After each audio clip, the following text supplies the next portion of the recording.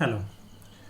So in the last few sessions we have been trying to establish the relation or the contact between statistics and thermodynamics, and we have derived the famous Boltzmann's relation for entropy,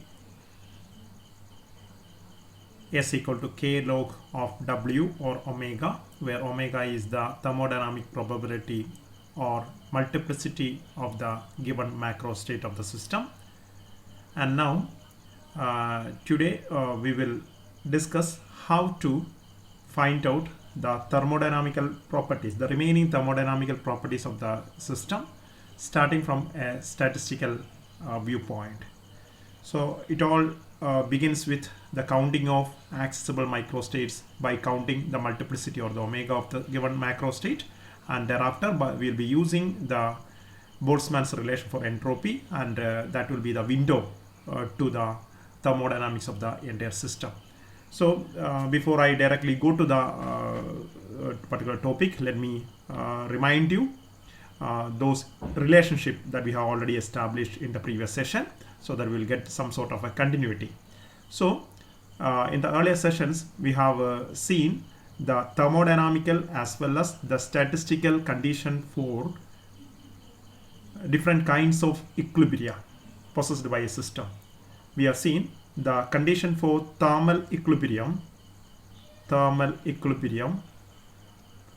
was obtained as beta 1 is equal to beta 2 for the two subsystems involved, where beta is nothing but dou by dou E, the partial derivative of log of omega, and omega is the multiplicity of the given macro state.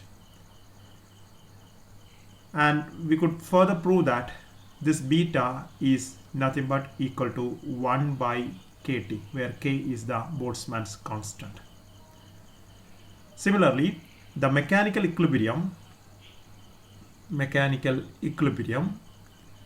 was statistically proven as eta 1 is equal to eta 2, where we have taken eta to be equal to the partial derivative of log omega with respect to the volume, and it is the volume which remains constant if there is a mechanical equilibrium, because the pressure will be the same on both sides. So it will be dou by dou V of log of omega of the system. And what you can do, you can show that this is equal to P by KT. This one will be equal to P by KT. Okay, so I think you can understand how to do that. What only you have to do is that you can multiply with a K here within the bracket, and in order to balance that, you have to take a K in the denominator there. So it will be equal to 1 by K dou by dou V of K log omega, and K log omega is nothing but entropy S. So it will be equal to 1 by K of dou S by dou V, and dou S by dou V is equal to P by T. We have proved it. So it will be equal to finally P by KT. If you want, I can just write it here to tell you how it comes. That eta is equal to, I can write eta is equal to K into 1 by K into dou by dou V of compensating that K inside the bracket, K log omega, and this K log omega is nothing but by Boltzmann relation entropy. So it will be equal to 1 by K into dou S by dou V, and dou S by dou V we have already proved that is equal to P by T. So it will be equal to simply P by that KT, right? So eta 1 equal to eta, where eta is equal to P by KT. In the same manner, the condition for the third kind of equilibrium, namely the chemical equilibrium, was proved to be equal to some zeta 1 is equal to zeta 2, That was a statistical condition where zeta was defined as dou by dou n. Okay, so dou by dou n of the same parameter log of omega, which can be shown to be equal to some minus mu by kt, minus mu by kt. So this also can be done by the same method that we have done previously, eta, because you can see this theta is equal to, I can write 1 by k into dou by dou n of, you can just multiply the k inside the bracket, so k log omega, so that will be equal to simply 1 by k into dou s by dou n, and dou s by dou n we have already proven, okay, that is equal to minus mu by t, so it will be equal to simply minus mu by kt. So these are the three relationships that we have obtained for the three kinds of equilibria. These are the statistical conditions, and you know, from these conditions we have obtained the corresponding the corresponding thermodynamic condition we already know, that is T1 equal to T2, that is the condition for thermal equilibrium. Here P1 is equal to P2, that is the condition for what, the mechanical equilibrium. Here mu1 is equal to mu2, that is the condition for the chemical equilibrium of the system, right? So either you can use this language in the statistical language, or we can use what, the language of thermodynamics by using these parameters, right? So that is what we have with. Now let's see how to find out or how to derive the thermodynamical properties of a given system, starting from the statistical beginning. So statistical beginning means we know that we have the Boltzmann's equation for entropy. That is the single beginning step for every statistical derivation. So we have the Boltzmann's relation for entropy. So I'm just starting from the Boltzmann relation for entropy. We have the Boltzmann's relation for entropy. I'm not specifying what are the meanings of each term because it's already known to you. So S, okay, I'm writing S a function of N, V and E. You know what is S is a function of N, V, E. Is a function of the macroscopic variables N, V and E. N, V, E denotes the macro state of the given system. Okay, so entropy of a system having number of particles N, volume V and energy, internal energy E. That is meaning of S of NVE. That was proved to be equal to simply K log omega, where this omega is also a function of the same macro state variables N, V and E. So yeah, this is where we begin with, right? So let me take this one as my equation number 1 to begin with, right? Since this equation establishes the thermodynamical parameter entropy with the statistical parameter known as multiplicity omega, we depend upon this equation to find out the thermodynamics of the given system, right? Now what can be done, you can take say the partial derivatives. You can take the partial derivatives. So what I'm going to do is that I'm going to take, therefore, taking partial derivatives, dou S by dou E. Dou S by dou E. When you take dou S by dou E, see, remember our macro state is NVE. So when I take dou S by dou E, of course the other two things are kept as a constant. What is that? That is the number and the volume are kept constant. That is understood. So in the beginning we will write it and later we will just omit it. Okay, thinking that we all understand it together. So that is it will be it's equal to dou S by dou E will be equal to K into beta. It will be equal to K into beta. I think that you can understand from this thing what I have written. Okay, so because you can see here. So dou S by dou E. See here beta equal to 1 by kt, right? Beta is equal to 1 by kt. So you know that here directly you have dou S by dou E is equal to, what is that? Dou S by dou E is equal to 1 by t, right? It is equal to 1 by t. You can see that it's equal to 1 by t. So therefore you can see that from this particular step you can understand, okay, yeah, from here you can understand this is beta. So beta is equal to 1 by kt. So what will be 1 by t equal to? You multiply k with beta. So I can say that this is k into beta. Okay, several other ways also you can understand. So k into beta, or you can just write that k into beta is nothing but what? Beta is 1 by kt. So k and k will be getting cancelled. So that will be equal to 1 by t. Right? So that is one equation. Let me say that this is my second equation.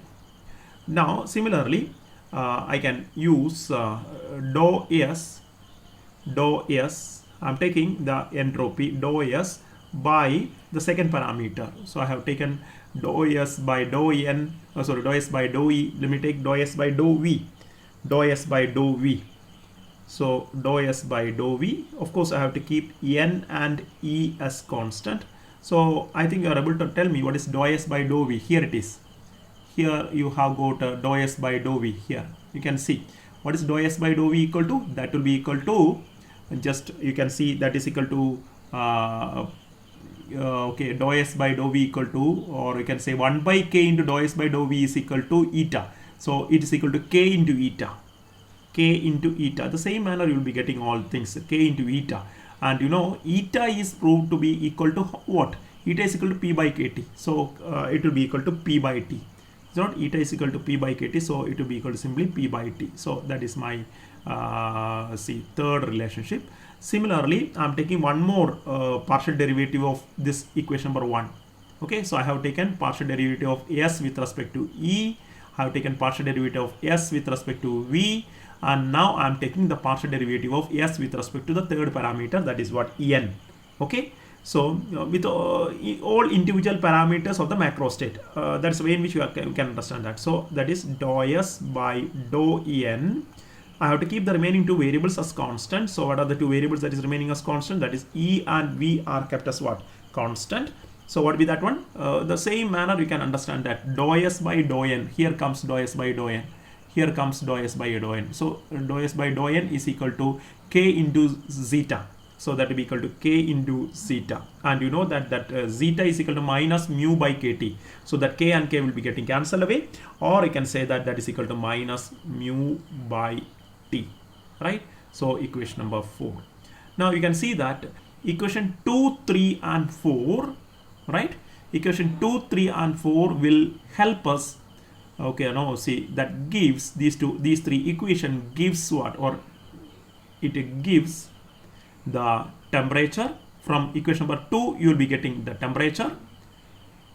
From once you get the temperature, and by using equation number 3 you can get the pressure of the system. And once you know the temperature, you can obtain what? The chemical potential mu of the system from equation number 4, and mu of the system can be obtained. Okay, or it gives, or okay, you can see, so Tp mu of the system can be obtained. Right? So I hope you understand, because our aim is how to get the thermodynamical properties of the system from a statistical beginning. Statistical beginning means you have only the knowledge of this quantity omega. You have a system whose macro state is specified by n, v and e, and your only task in statistical approach is to count the number of microstates, accessible microstates corresponding to the given macro state. Once we are successful in estimating or calculating the omega, the number of microstates or the thermodynamic probability of a given system under a given macro state, then by using k log of omega, you will be able to get the entropy of the system directly. So that becomes a key to the thermodynamics. So we can say that equation number 1, otherwise known as the Boltzmann relation for entropy, is nothing but behaving like the single key, the mysterious key to open up the thermodynamics of the system. Because once you get S using equation number 1, then by using proper partial derivatives, either equation 2 or equation 3 or equation 4, what you have shown here, you can obtain the corresponding temperature of the system, the pressure of the system, and also the chemical potential of the system. So this gives you a method to get these very important thermodynamical parameters of the system. You can see that you need not worry about anything else. Okay, so theoretically you can obtain all these quantities once you are able to measure omega, and you should be able to express this omega as a function of n, v and e. So I will be shortly in another session showing how to calculate this omega for various systems. We'll start from the common example of classical ideal gas, and we'll be taking it to further levels later, right? So how to estimate, how to enumerate the number of microstates, and thereby use this statistical method to understand the thermodynamics of a given system. So that's about it, one thing. So this is the way in which you have to work out the thermodynamics. And in thermodynamics, knowing the thermodynamics of system, it's not only enough that you get the intensity parameter like temperature, pressure and chemical potential of the system. You need to know some other properties of the thermo system as well. For example, you need to know the the free energies of the system or thermodynamic potentials of the system. You need to know the heat capacity of the system. So let's see how to do that. Okay, again, I'm taking my discussion forward. So only one of the thermodynamic potential is already known, which is that so the internal energy is known, right? Once you know the internal energy, then only we are calculating the omega of the system, okay, because we say that it's an isolated system whose internal energy is what remaining a constant, right? So let me see how to get that. So just a continuation means now we have to find out the remaining the remaining thermodynamic potentials. This is also a part of thermodynamics, right? Can be calculated. The remaining thermodynamic potentials can be calculated as follows. I'm writing all these things so that it's easy for you to take notes of your own, right? So what are the remaining thermodynamic potentials? One, the enthalpy. So it's quite easy. Let's see whether the way is open for us. Enthalpy, we'll be writing, denoting it by H. So H is equal to simply U plus PV. That was our definition, no, from Legendre transformation. U plus PV, and instead of U here we are using E, so it will be E plus PV, and that's directly obtained. So let me say that this is equation number 5, because already you have E of the system, because the system is described by NVE, that is the macro state of the system, being an isolated system. Okay, so NVE we know. So E we know already, volume also we know, and number of particles also we know already. And from this knowledge of the macro state, we calculated omega. From omega we calculated S, and through derivatives of S we calculated pressure, volume and pressure. What else actually? The pressure we calculated, the temperature we calculated, and the chemical potential we calculated, which are the three things. Okay, so this one is known. These three things are known to us already. So E is already with us. Pressure we have calculated here by using the derivative of S, and volume is also known to us from the macro state of knowledge of the macro state. So it means every three quantities here for calculating enthalpy is known to us. So we can calculate the enthalpy of the given system straightforward, right? So that second one. Now we have to measure the Helmholtz free energy. So these are the remaining important thermodynamic potentials. Helmholtz free energy. Okay, free energy. So we will be representing Helmholtz free energy by the letter A in our course, even though the letter capital F is also used. A will be used by us. So A is equal to, it was U minus Ts. That was our relation. Hope you remember that, U minus Ts. So instead of U, I'll be using E minus Ts. Okay, E minus Ts. Here also you can understand that. Okay, don't you have the knowledge of E? Yeah, of course, E is known to you. Temperature is obtained in the in this particular step already by using some equation number 3 or 4. Temperature was obtained, and S is already obtained because S equal to K log omega. So all the quantities are known to us, so you will be able to calculate it whenever needed, right? So all these quantities are known. And the third or the remaining important cardinal thermodynamic potential is nothing but the Gibbs free energy, right? So let's say how to calculate the Gibbs free energy. So I'm just writing Gibbs free energy. So the Gibbs free energy, which is always represented as G.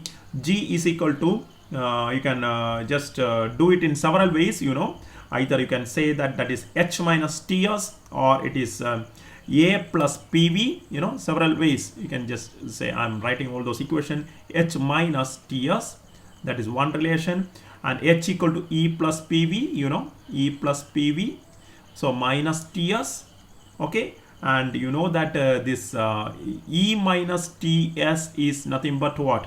Our A by equation number 6. So I can even write as A plus PV, or you know that from our Euler equation, Euler gives the relations. I hope you remember that from Euler relation we have seen that G is also equal to mu n.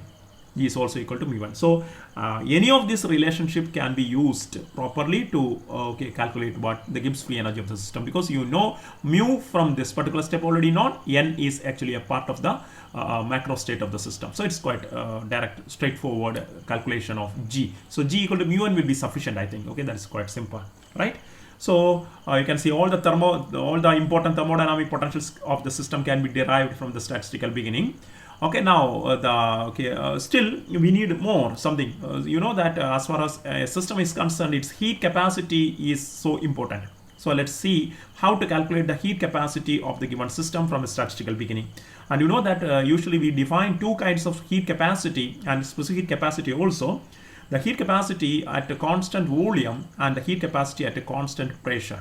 So you define both of them, right? Either heat capacity or the specific capacity. In the case of specific capacity, you are just divide by the total mass of the sample. That's all. So let me take heat capacity.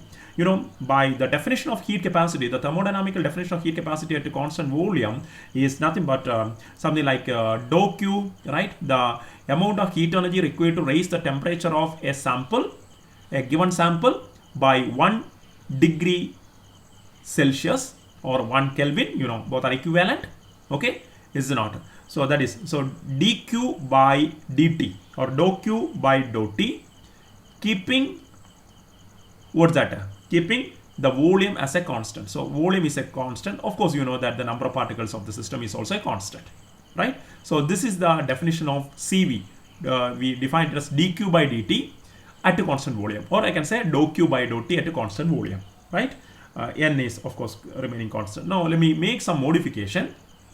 See, we have the relation, see, for a dou Q I can write T dou S, right? Dou Q I can write T dou S. I'm trying to bring it to our entropy relation. So it can be replaced as T dou S by dou T.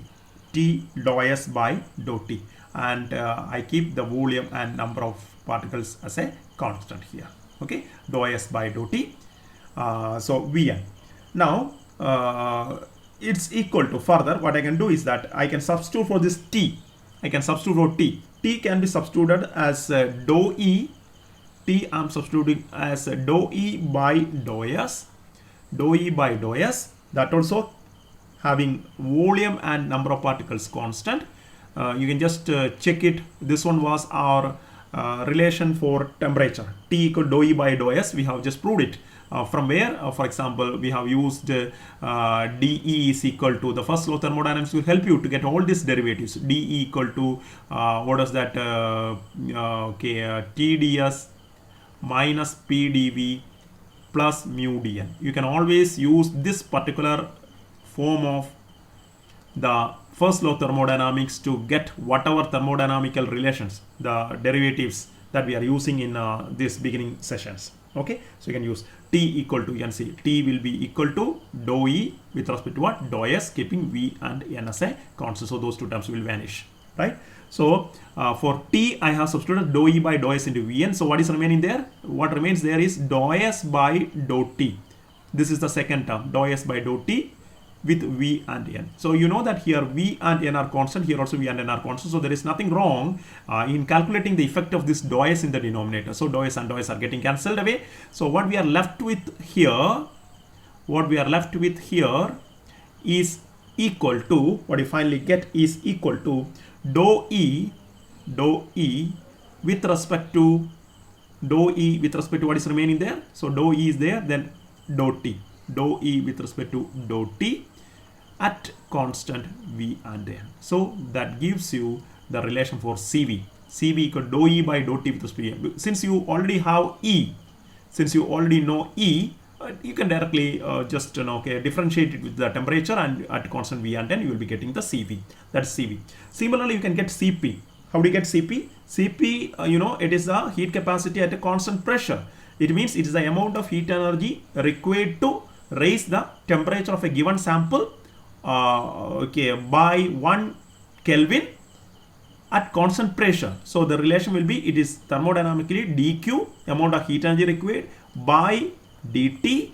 Okay, it's not per unit rise in temperature, keeping pressure constant. So here volume was kept as a constant, here pressure is kept as a constant. So keeping P and N constant. So that is the thing, right? Now what I can do is that the same manner dq can be written as TdS. How?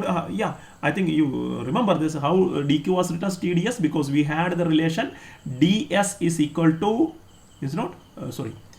ds is equal to dq upon T. That was the thermodynamical definition of what?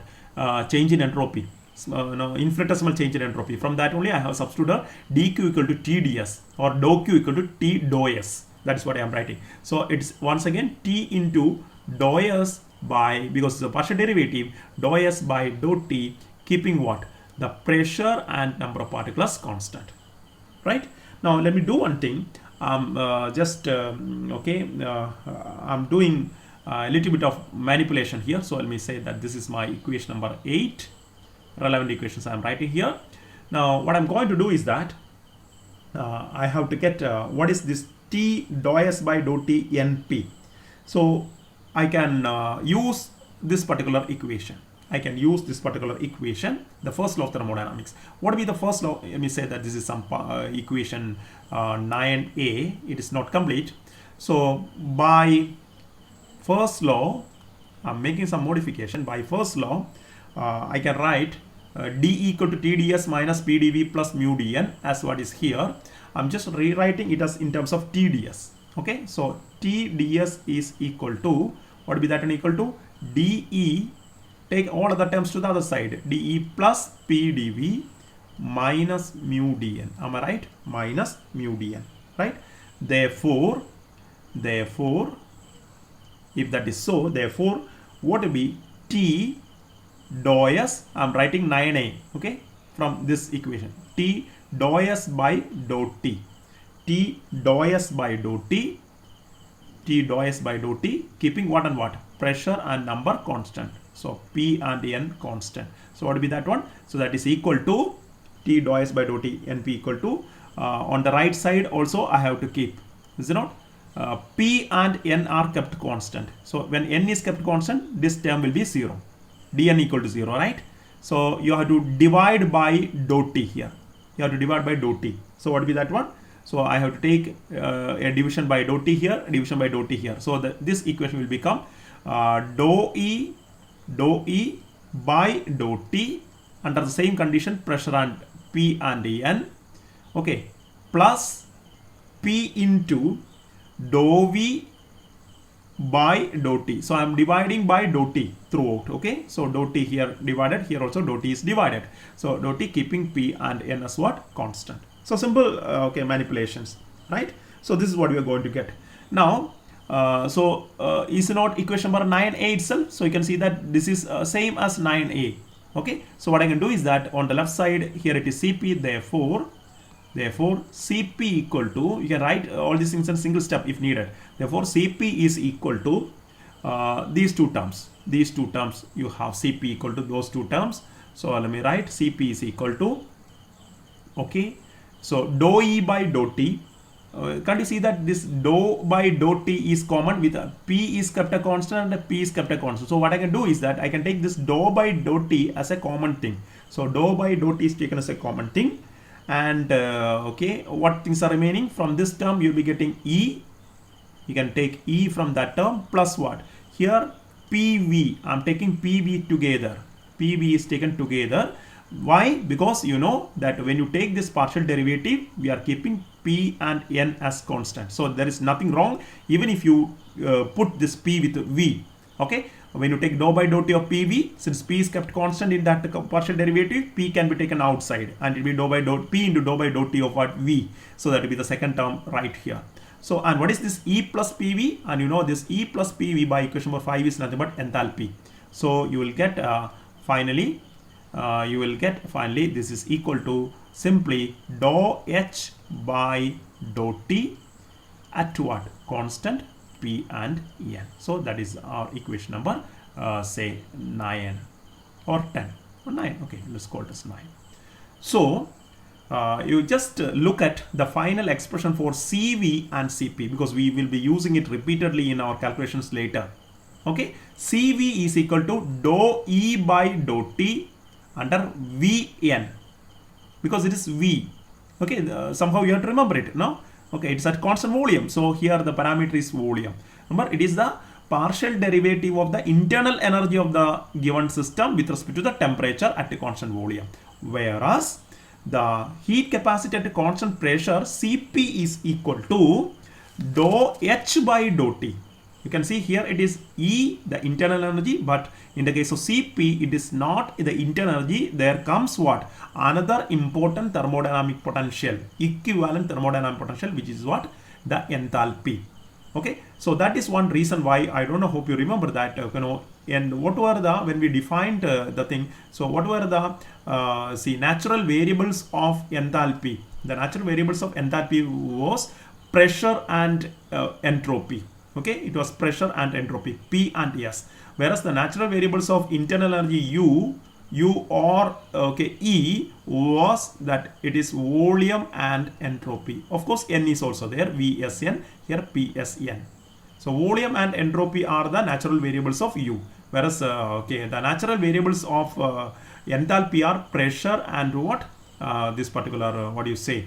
Okay, things. That is the reason why we wrote dH is equal to minus PdV. You know, okay, like we have written all those relationships while we reached the what do you call plus VdP plus S okay, TdS. That was the equation that we have used. So you can just refer back to the Maxwell's relations on the way. So these are the two equations that you have to keep in mind. So let me wind up the session by just okay, reminding you what else you have done. Our aim was, we summarize the things. Our aim was to obtain a prescription or a recipe, a step-by-step method to find out the thermodynamics of any given system once we start from a statistical beginning. Okay, statistical beginning means what? We start from counting the number of microstates, right? So we begin by counting the number of microstates, means we begin by calculating omega. That's the first step, okay, in any statistical beginning. Count omega. Then by using the Boltzmann relation, find S. Okay, and if omega is already obtained as a function of NVE, the macro state of the given isolated system, then S also will be obtained as a function of this same NVE. Since S is a function of NVE, you can define three partial derivatives with each one of the variables there. So dou S by dou E will give you the temperature in a way, dou S by dou V will give you the pressure, okay, in terms of the temperature also, and dou S by dou N will give you what? The okay, chemical potential. So you obtained the temperature, the pressure and chemical potential of the given system, which are the intensive parameters which define the three types of equilibria from entropy. So you have succeeded partially.